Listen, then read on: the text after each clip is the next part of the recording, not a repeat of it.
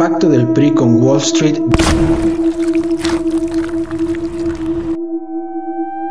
¿Sabías que el PRI, ese partido que controló México por más de 70 años, podría no haber nacido en los campos de batalla de la Revolución, sino en las oficinas de Wall Street? Escucha bien, no es un delirio, es una conspiración con nombres, fechas y motivo. Si estás listo para conocer cómo los revolucionarios que juraron defender al pueblo mexicano terminaron firmando su lealtad al dólar, quédate, porque después de esto nunca volverás a ver la historia oficial de la misma manera. Todo comienza en los años 20, cuando México era un país fracturado. Las secuelas de la Revolución Mexicana todavía ardían en las calles y las promesas de justicia social se esfumaban entre el humo de las balas. Plutarco Elías Calles, el hombre fuerte de la época, había ascendido al poder con un discurso de orden y progreso, pero su verdadero objetivo estaba lejos de esos ideales. Calles no buscaba justicia, buscaba control. Y no estaba solo. A miles de kilómetros de distancia, en Nueva York, un grupo de banqueros y empresarios observaba con preocupación cómo el caos mexicano amenazaba sus intereses, desde los ferrocarriles hasta el petróleo. México era un jugoso pastel que se desmoronaba frente a sus ojos. Era el Wild West de las inversiones extranjeras y Wall Street no podía permitirse perder. Fue entonces cuando surgió el plan. Calles necesitaba financiamiento para consolidar su poder y pacificar el país. Wall Street necesitaba estabilidad para seguir explotando los recursos de México. El pacto fue inevitable. Los intermediarios fueron personajes como Dwight Morrow, embajador de Estados Unidos en México y cercano a JP Morgan, y los abogados de Sullivan and Cromwell, un buffet que había tejido redes de poder en toda América Latina. Morrow no era cualquier diplomático, era el arquitecto de acuerdos financieros que ataban a México al yugo estadounidense. El Partido Nacional Revolucionario, precursor del PRI, nació en 1929, pero su ADN no era revolucionario, era corporativista. La idea era simple pero perversa: crear una estructura política que pareciera nacionalista, pero que en realidad sirviera como herramienta de control tanto para las élites locales como para los intereses extranjeros. Calles entendió que la verdadera revolución no era con armas, era con instituciones. Bajo la fachada de unificar al país, el PNR centralizó el poder político, eliminó a la oposición y, lo más importante, estableció un sistema que garantizaba que cualquier conflicto interno sería resuelto dentro del marco del partido. Este diseño era perfecto para Wall Street. Un México estable significaba contratos estables. ¿Y quién financiaba las campañas, los proyectos y hasta las reformas? Documentos desclasificados sugieren que bancos como National City Bank,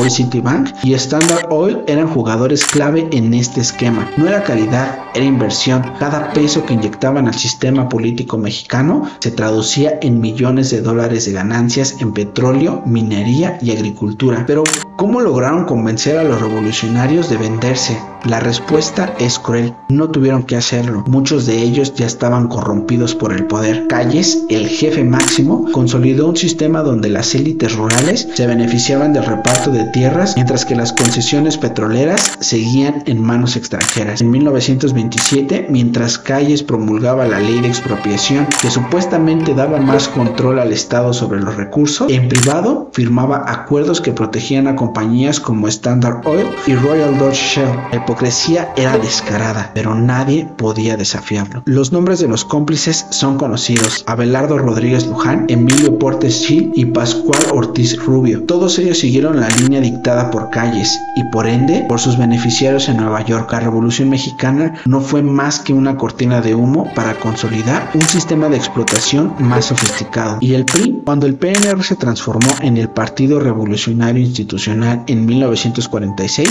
la máscara ya estaba completamente puesta. La ideología revolucionaria se institucionalizó, pero el control económico seguía en manos de las mismas élites. Wall Street ya no tenía que intervenir directamente. El PRI era el administrador perfecto de sus intereses. Años más tarde, cuando Lázaro Cárdenas expropió el petróleo en 1938, muchos pensaron que era un acto de rebeldía, pero aquí está el truco. Aunque el petróleo regresó al control mexicano, el capital necesario para explotarlo seguía dependiendo de bancos estadounidenses. Fue un movimiento simbólico nada más. El PRI se convirtió en el árbitro absoluto de la política mexicana, pero nunca dejó de ser una herramienta al servicio de los intereses extranjeros. Desde la firma del Tratado de Libre Comercio en los 90 hasta las reformas estructurales del siglo XXI.